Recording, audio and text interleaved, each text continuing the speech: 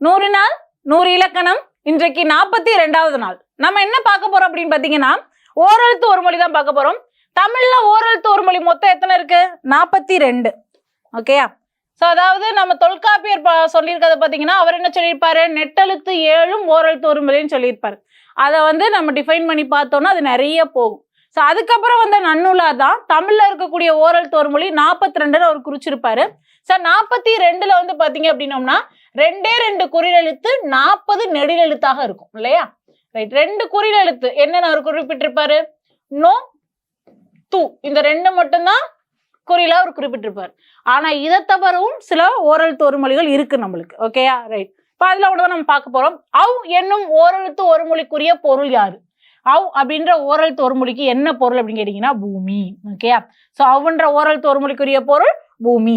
ஓகேயா? ஸோ இந்த மாதிரி ஓரெழுத்து ஒரு மொழிக்குரிய கேள்விகள் நம்மளுடைய பொதுத்தமிழ் வினா வங்கியில நிறைய இருக்கு. ஓகேயா? ஸோ உங்களோட இலக்கண பிழையை குறைக்க 100 நாள் 100 இலக்கணம் தொடர்ந்து கவனியுங்கள்.